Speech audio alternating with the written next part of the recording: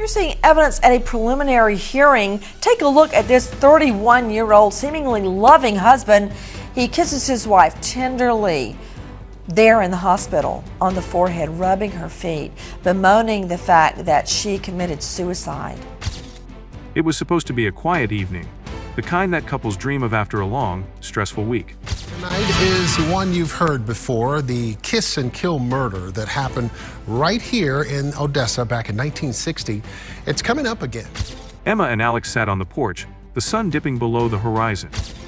Horace, just this weekend, the killer in this case, John McCarran, died at 75.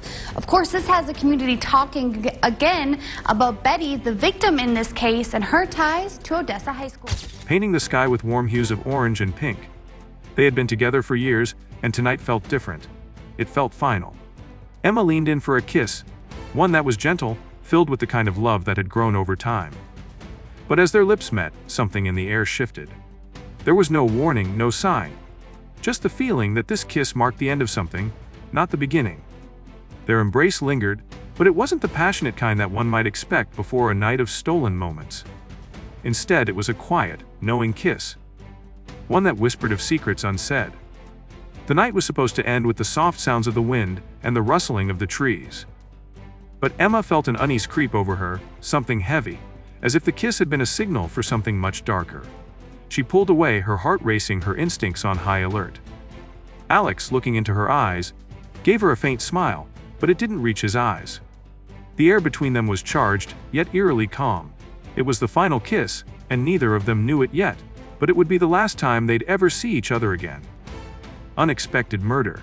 The evening took a sudden, violent turn just moments after their last kiss. Emma's heart raced as she tried to shake off the strange feeling that had settled in her chest. It was supposed to be a peaceful night, but something in Alex's eyes had unsettled her. Before she could say another word, the door to the house creaked open, and a figure emerged from the shadows. A loud, bone-chilling scream echoed through the night air. Emma's body froze as she turned to see Alex's figure stumble forward, his eyes wide with shock and fear. Blood poured from a wound in his side, staining his shirt a deep red. He gasped for breath, his hands clutching at the wound. But it was clear. There was no escaping the horror unfolding before her. "Alex!" Emma screamed, rushing to his side. She tried to stop the blood flow, but it was too late. He was slipping away, his body weakening with every passing second. In a daze, Emma looked around, trying to make sense of the situation, but all she saw was the faint outline of the person who had just taken Alex's life.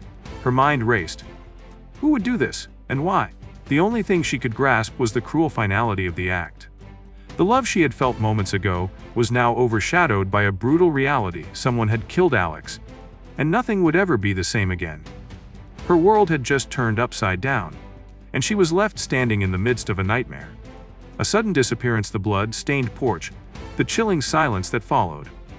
Everything felt like it had happened in a dream, surreal and incomprehensible. Emma stood frozen, her hands still pressed against Alex's wound, her mind racing. His breath grew shallow, and his eyes glazed over, locking onto hers one last time. "Emma, trust no one," were the words he managed to whisper before his body went still.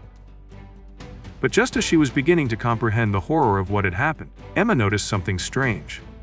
In the distance, a shadow moved, vanishing into the night. She could feel it. Someone was watching her, but who? Panic gripped her heart as the weight of Alex's death crashed down on her. She turned to check on him again, but as her eyes darted back to his lifeless form, she realized something terrifying. His body was gone. The porch where he had fallen, now empty, haunted her. What had just happened? In the blink of an eye, Alex had disappeared, and so had the evidence. The police arrived moments later, but no one could explain it. There were no signs of struggle, no trail of blood leading anywhere, just an eerie stillness that lingered in the air. Alex was gone, and in his absence, the questions mounted. How could a body vanish so quickly? Who had taken it? And most chilling of all, why was Emma the only witness, left behind with no answers? Mystery unfolds. The disappearance of Alex's body didn't just spark confusion. It ignited a firestorm of questions that no one seemed able to answer. Emma was left alone in the wreckage of that night, haunted by his final words, "Trust no one." But who could she trust when everything she knew seemed to be falling apart? The authorities combed the area with no luck. There were no fingerprints, no clues, just an empty porch and a shattered life. The town buzzed with whispers. Rumors of strange disappearances, dark secrets, and connections to Alex that Emma had never known existed.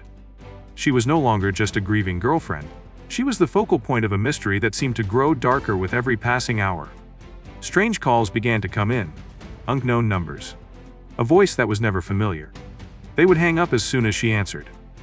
The messages started flooding in, next cryptic warnings, threats, and an unsettling tone that made her skin crawl. Emma's life was now under the microscope. Everyone was a suspect, and yet no one had answers.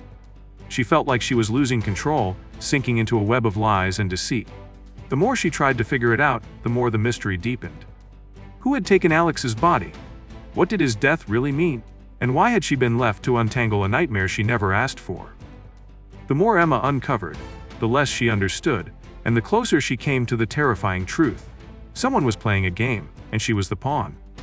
The investigation, as the days turned into weeks, the investigation into Alex's murder and disappearance grew colder. Detective Harris was assigned to the case, but even he seemed unsure of where to begin. He had been through hundreds of cases, but nothing like this. The lack of evidence, the missing body. It was a puzzle with too many missing pieces. Emma was questioned over and over again, each time feeling more isolated. She told them everything she could remember: the final kiss, Alex's last words, the shadow she had seen in the distance. But each time, the detectives seemed to dismiss her account, as though there was something she wasn't telling them. Could they have thought she was involved? Did they believe she had a hand in Alex's death? The case was growing colder, and so was Emma's hope. Then, one night, she received a call from an anonymous number. The voice on the other end was distorted, but it was clear. "They're watching you, Emma. Don't trust the police. They're not who they seem to be." The line went dead. Emma's world tilted once more. Who could she trust? The police, who seemed to have no leads. The mysterious voice on the phone, whose warning sounded too real to ignore. The investigation was no longer about finding the truth. It was about uncovering a conspiracy, one that reached far beyond Alex's murder. Emma realized she wasn't just a witness to a crime. She had become entangled in a web of lies, and the deeper she dug, the more dangerous it became. Unanswered questions. As time passed, Emma found herself consumed by the haunting questions that no one seemed able or willing to answer. She scoured every corner of her life, every detail surrounding Alex's death, but everything pointed in a dozen different directions, none of them leading to a clear truth. The police investigation had stalled. The authorities couldn't track down any solid leads. They were lost, just as she was. Meanwhile, Emma had begun to uncover strange coincidences. Pieces of a puzzle that didn't fit. The mysterious phone calls continued, always warning her, always one step ahead. Each cryptic message seemed to be pushing her deeper into a labyrinth she couldn't escape. Then there were the rumors. People spoke in hushed tones when she walked into a room. She overheard snatches of conversations about Alex's past, connections to shady people, financial troubles, and even whispers of a secret life she had never known about. What had Alex been involved in?